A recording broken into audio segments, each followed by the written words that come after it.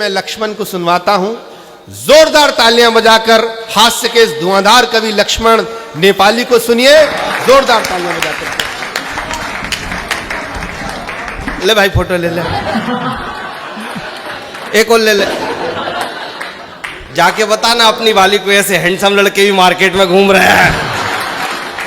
बहुत बढ़िया। आइए, आप तो भगवान कसम बाहर खड़े हो जाओ तो गिलहरी चढ़ जाए, समझ में नहीं आया आदमी है कि नहीं। ये रंग होता है शानदार, बिल्कुल ना जाने वाला रंग।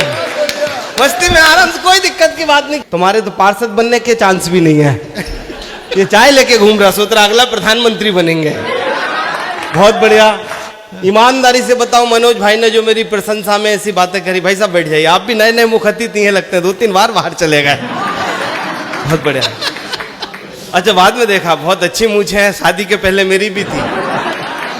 भगवान के सब मैंने सोचा बार बार लुगाई के सामने झुकने से अच्छी कटवा दो। सच बता रहा हूँ भाई साहब, कोई अच्छी बात थोड़ी ना है। भाई साहब थोड़ी देर रोक लो, थोड़ी देर बाद चाय पानी कर देना, मेरी बंद हो जाएगी। भैया पहली बार तुम किसी नेपाली को ढंग का काम करते देख रहे होगे। चलो जोरदार ताली बजा, बात समझ में आई हो तो।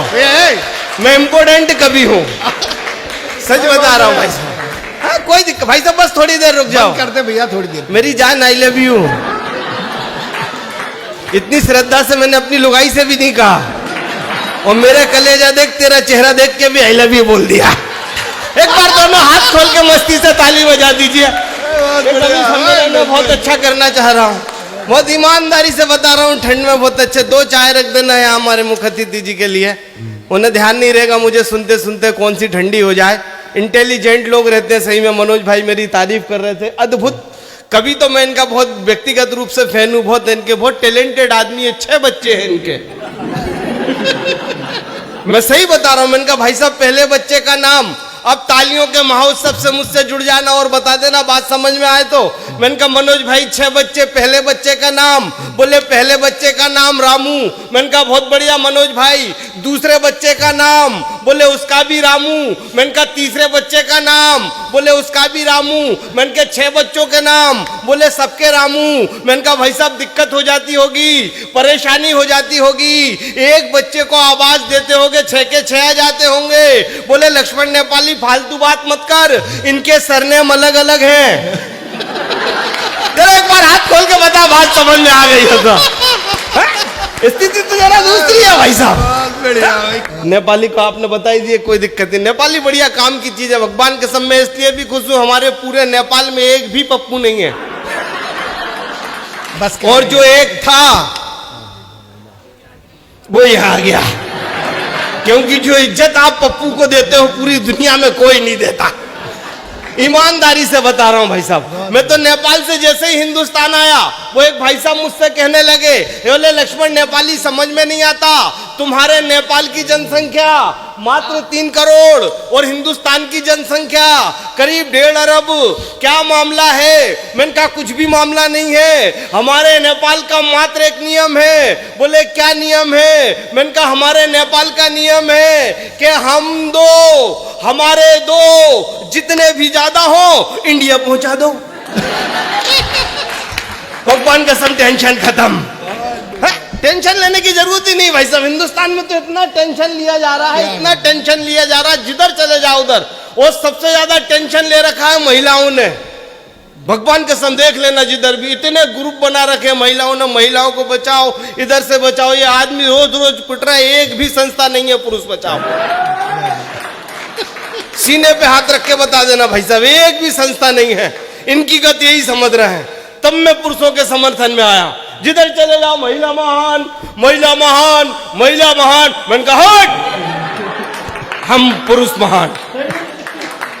इस सृष्टि में अगर सबसे ज्यादा कोई महान है तो भाई साहब हम पुरुष हैं। हमारा इतिहास सही से नहीं लिखा गया।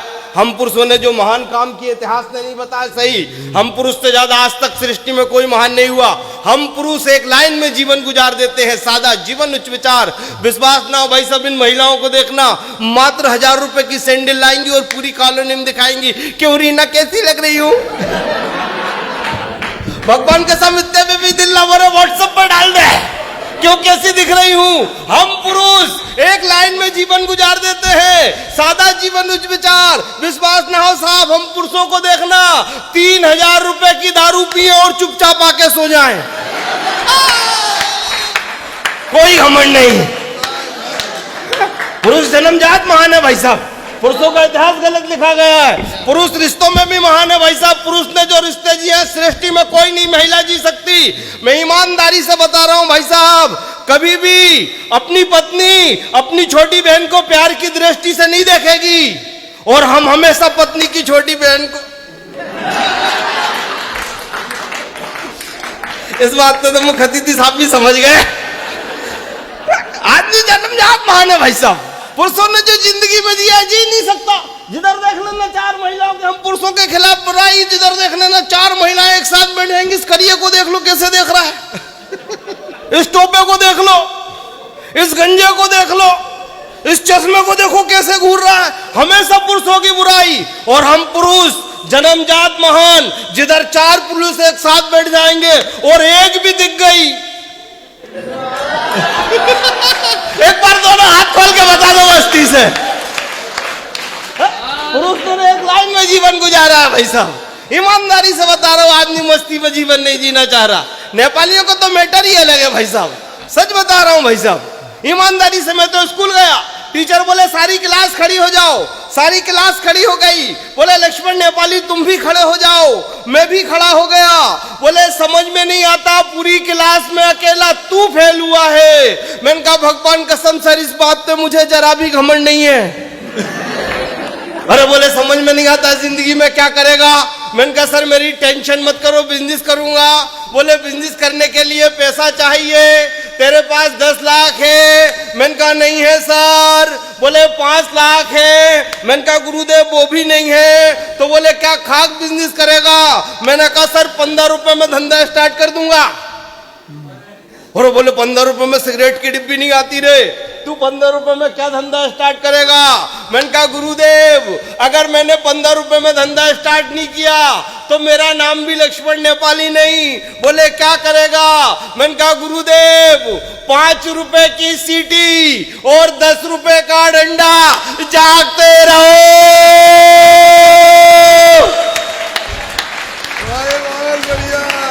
देश की जनसंख्या बढ़ाते रहो।